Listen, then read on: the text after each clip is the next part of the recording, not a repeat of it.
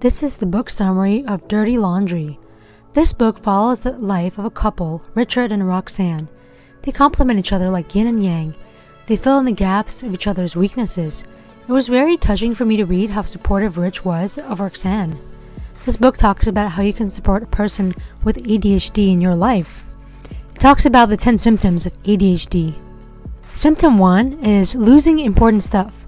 Accept that you will lose stuff and just make peace with it. Otherwise, you may be punishing yourself.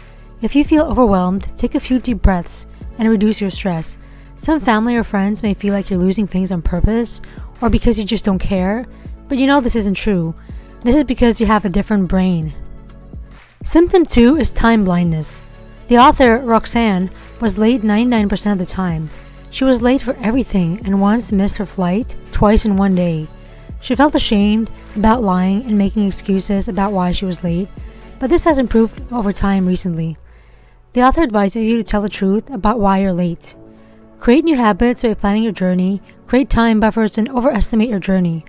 Roxanne realized she couldn't understand time, and her co-partner Richard, and he was also the co-author, stopped seeing this as a sign of disrespect for him, and he helped her tremendously.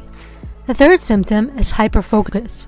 When it comes to ADHD, attention thrives on stress, and attention likes interesting things. Roxanne became obsessed with particular subjects, and her brain became hyper-focused. It just went into this mode.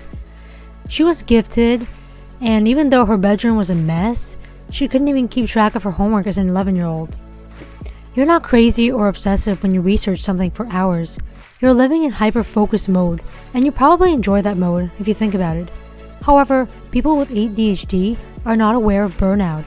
Too much focus can lead to despair, and at the end of the focus, after being on a high, people just crash and they get low.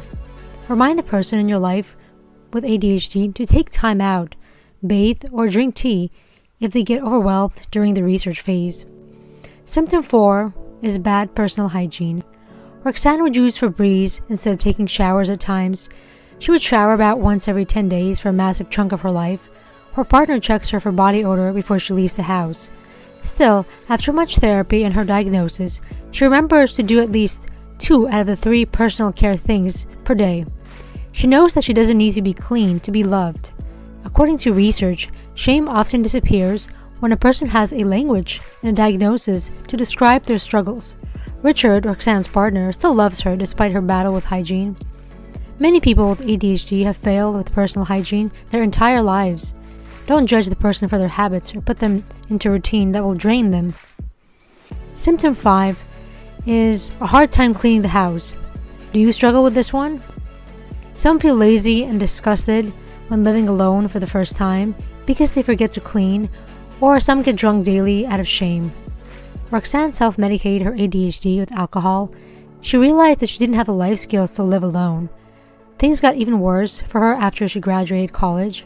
She lived in a dirty basement and lived out of a suitcase because she didn't know how to unpack, which made her self-esteem hit rock bottom. She realized that she was never meant to live alone. She eventually got therapy, faced her childhood, got sober, found a partner, and became compassionate towards herself. It took her 4 years to unpack all of this. It would be best if you were happy instead, so make sure to stay happy. You don't have to be the most clean person ever.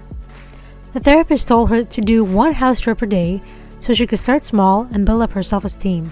I think that's good advice. Symptom 6 is financial problems.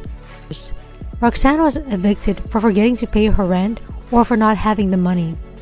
Getting sober helped Roxanne take control of her finances. She lived in her friend's spare room at age 34 and thought she was a terrible human. Then she met Rich by luck, and he was a bank manager. So she had some advantages with him. She thought he would walk away from her life, but he never did. He reminded her to not overspend, and she reminds him to take a vacation, which he has a hard time doing because of his upbringing and not wanting to spend money. This is why I say the two of them balance each other like yin and yang. Don't control someone with ADHD. Kindness and compassion are essential when dealing with someone with ADHD, so I hope you find ways to support that person in your life, or reflect on your own habits if you happen to have this condition. Thank you for watching. Until next time.